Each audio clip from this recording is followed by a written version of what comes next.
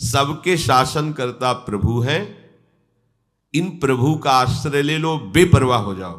पर आप आश्रय नहीं ले पाते, इसलिए बेपरवाह नहीं हो पा रहे। अगर आप आश्रय तत्व को जान जाएंगे तो आज से ही जीवन मुक्त अवस्था का आनंद लेने लगेंगे।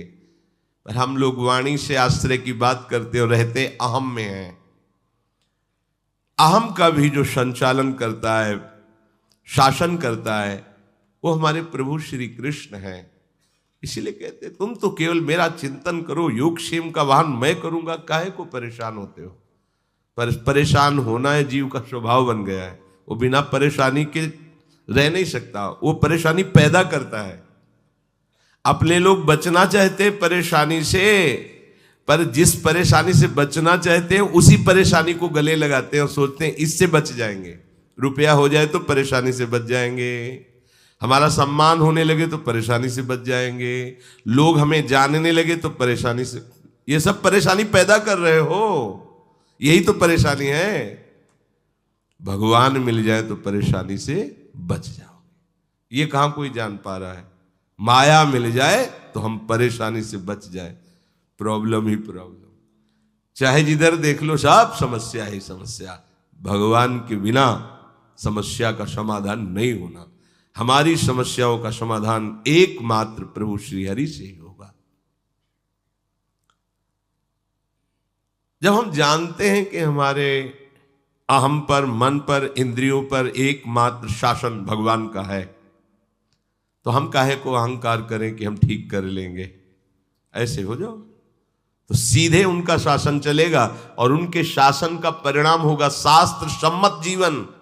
शास्त्र के विरुद्ध आचरण नहीं रह जाएगा।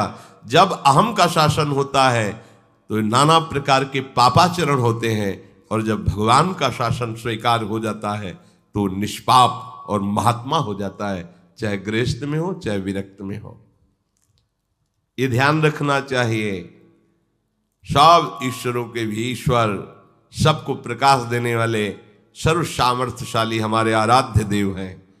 बस तभी तो गोस्वामी जी ने बहुत विचार करके लिखा है, हौ हार्यो कर जतन विविध विधि अतिशय प्रबल अजय, तुलसीदास बस होए तबहि जब प्रभु पेरक बरजय। वो डांट दे तो अभी ठीक हो जाए, तो क्या करें, हार जाओ और प्रभु की शरण में हो जाओ। पर ये नाटक हारने का करता है, असली में नहीं हारता है, इसलिए प्रभु भी मुस्कुराते रहते हैं। आगे तो प्रभु के सामने कहेगा मैं हार गया, और पीछे कहेगा मैं देख लूंगा, अभी कुछ बकाया है। जब तक थोड़ा अहंकार बकाया है तब तक इनका प्रभाव नहीं समझ में आता प्रभु का। जहां अहंकार खत्म हुआ वहीं प्रभु का अवतार हो जाएगा आपके जीवन में। प्रभु आपके हृदय में प्रकाशित हो जाएंगे। जैसे अहंकार रहित होकर के आश्रय अन्य बिल्कुल ना रह करके द्रौपदी ने पुकारा तो वस्त्रावतार हो गया, ऐसे ही आपके अंदर भाव का प्रादुर्भाव हो जाएगा। भगवान भाव स्वरूप से, वो बस लाडली जी को रिझा लिया, भाव आ गया तो भावोत्सवेन भजताम रस काम धेनुम। हमारी महारानी जी हम पर कृपालु हो जाएंगी, अपनी सेवा में हमें बुला लेंगी यदि हमारे अंदर भाव कौन है, यही प्रभु श्री कृष्ण ही है। ये भाव में है, ये चिदानंद भाव किसी साधना का फल नहीं है। ये प्रभु ही भाव स्वरूप से प्रकाशित हो जाते हैं, उसी भाव से लाडली जो रीझ जाती है, वो भाव भगवत स्वरूप है। हम क्यों परेशान हैं, बस प्रभु से बिलग हैं इसलिए परेशान। क्या परेशानी है, सही माने में देखो क्या परेशानी है।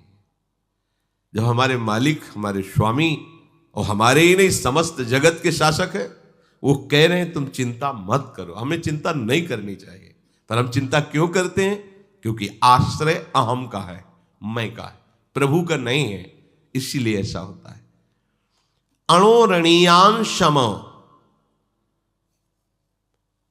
प्रभु इतने छोटे हैं, इतने छोटे हैं कि सूक्ष्मदर्शी से भी नहीं देखे जा सकते। प्रभु को देखना तो बात, आज तक कोई भी वैज्ञानिक जीव को देख पाया है? कोई भी वैज्ञानिक, चलो जीव भी छोड़ो तो भगवान का दिव्य अंश मन को एक्सरा किया, देखो ये मन टहल रहा है,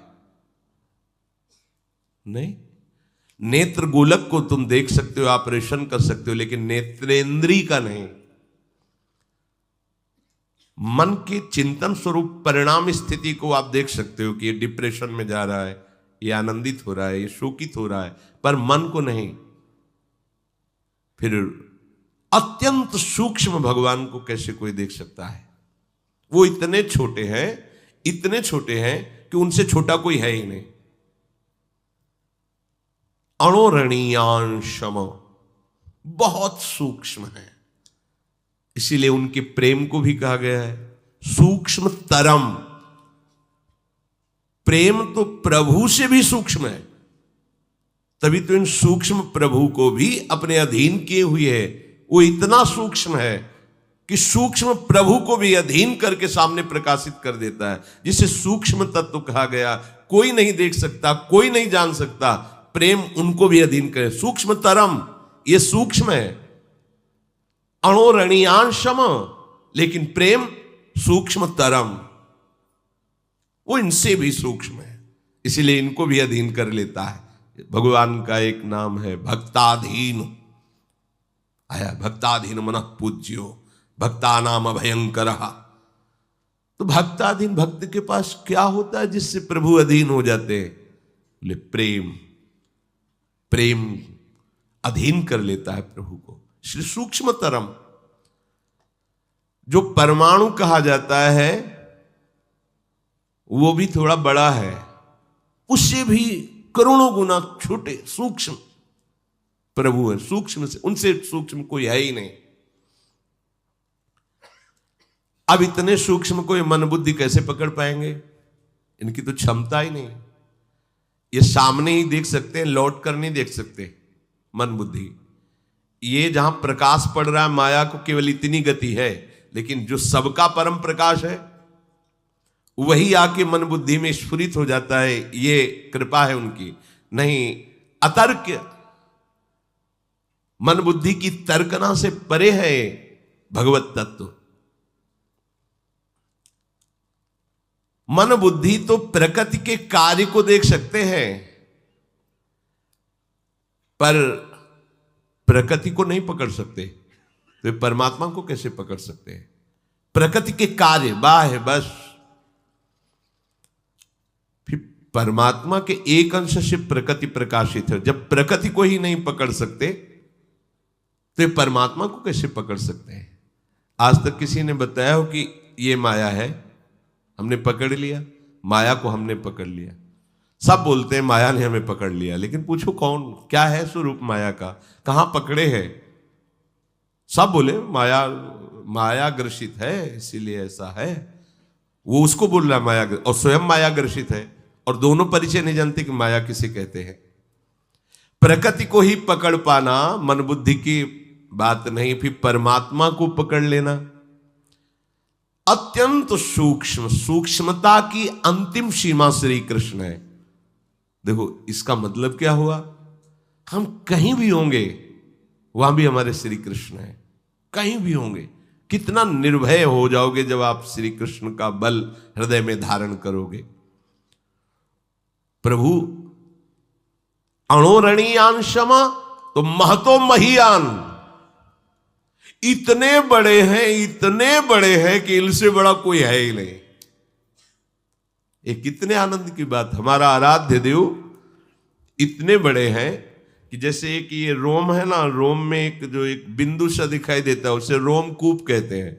भगवान के एक रोमकूप में करोड़ों ब्रह्मांड ऐसे लगे रहते हैं।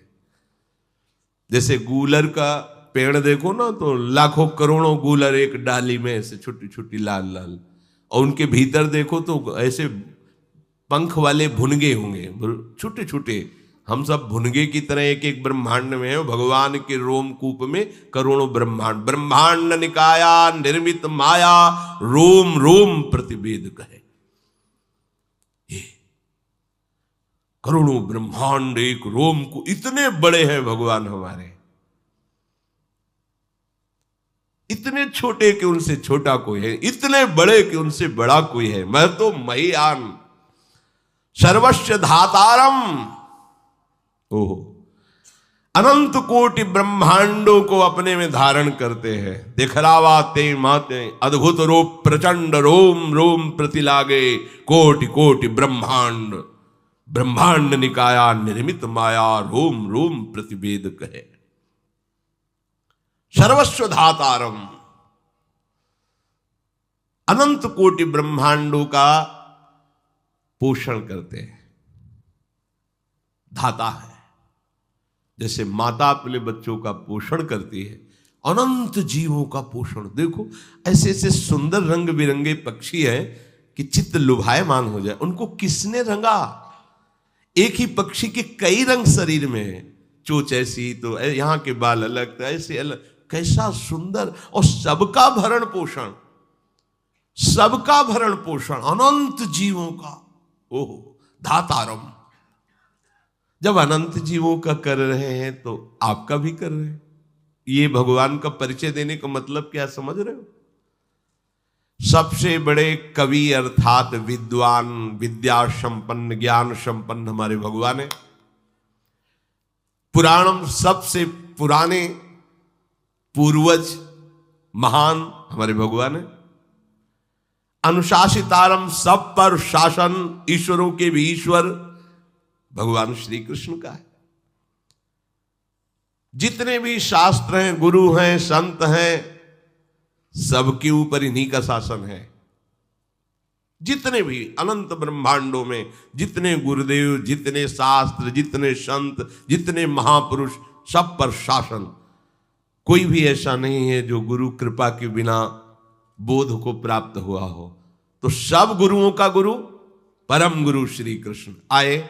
आखिरी में यहीं से शुरू होता है आखिरी, इसीलिए इनको वंदे कृष्णम जगत गुरुम। कोई भी हो, जितने भी शास्त्र हैं सब इन्हीं गुरु की वाणी है। जितने भी गुरुदेव हैं सब इन्हीं की कृपा से अपने स्वरूप को प्राप्त होते हैं। जितने भी संत महात्मा हैं इन्हीं की कृपा कोर से माया मुक्त होकर अपने अपने भाव के अनुसार इनका अनुभव करते हैं। अनुशासितारम, सब पर शासन। ये जानकर हमें प्रफुल्लित होना है कि मेरे स्वामी ऐसे हैं। केवल ऐसा ही नहीं है कि उनको तुम माखन चोर कह दो, तुम उनको ऐसा वैसा शब्दों से उच्चारण। कौन है? स्वयं परिचय बता रहे हैं। कविम पुराणा मनुशासितारो मनोरणीयांश मनुस्मरेद्या सर्वस्व धातारम अचिंत रूपो मादित्य वर्णम तमसः परस्तात। मैं छोटे से भी छोटा हूं, मैं महान से भी महान हूं। सर्वस्व धातारम, अनंत कोटि ब्रह्मांडों को अपने में धारण करता हूं और अपने से ही पोषण करता हूं। आप अपने 3.5 हाथ शरीर को अपना मैं मान के पोषण करने के लिए परेशान है। 2-4 परिवार के लोगों को अपना मानकर टेंशन में है, कैसे क्या होगा। अनंत ब्रह्मांडों को अपने में धारण करके और सबका भरण पोषण कर रहा, वो मेरा स्वामी है। मेरा भरण पोषण नहीं करेगा? अरे मेरा भी भरण पोषण। तुम गर्भ में क्या कर रहे थे? तुम्हारा भरण पोषण हुआ कि नहीं? तुम बाहर प्रकट हुए, तुम्हारे दांत नहीं थे, मर जाते अगर वो भरण पोषण की व्यवस्था न करता। मां के वक्षा स्थल में ही अनुकूल दूध की रचना कर दी। उतना ही गर्म, उतना ही मीठा, उतना ही पावर जितना हम पचा सकते। कितना कृपालु है। हम समझते हैं अहम से हम अपना भरण पोषण कर रहे हैं। सर्वस्व धातारम, वो सबका भरण पोषण कर रहा है मेरा आराध्य देव। सबको जो भी स्फूर्ति मिल रही, सबको, चाहे पापी हो चाहे पुण्यात्मा हो, वो केवल प्रभु से मिल रही, केवल श्री कृष्ण से मिल रही। इसी बात को जानकर महात्मा जन सब में भगवत भाव से प्रणाम करते हैं कि बाहरी लीलाएं 3 गुणों के अनुसार, कहीं राक्षसी, कहीं राजसी, कहीं सात्विक, पर इनको जो स्फुरना मिल रही, जो सामर्थ्य मिल रही, जो पावर मिल रहा है, वो श्री कृष्ण से ही मिल रहा है। तमसा परस्तात, पर यह बात तुम तभी जान सकते हो जब अज्ञान से ऊपर उठोगे, क्योंकि ये परमात्म तत्व अज्ञान से नहीं जाना जा सकता। अज्ञान सीधा अर्थ देह भाव, यही अज्ञान है। फिर इसकी व्याख्या विस्तार से करते रहो। मूल अज्ञान का स्वरूप अपने स्वरूप का विस्मरण करके अपने को देह मानना है। बस इसी की परीक्षा कर लो कि आप अज्ञानी हो कि ज्ञानी हो। शरीर में ममता है, अहमता है, ये अज्ञान का लक्षण है। अज्ञान से युक्त हम परमात्मा को, प्रभु को नहीं जान सकते, क्योंकि अज्ञान से अत्यंत परे है, अज्ञान से सर्वथा रहित है।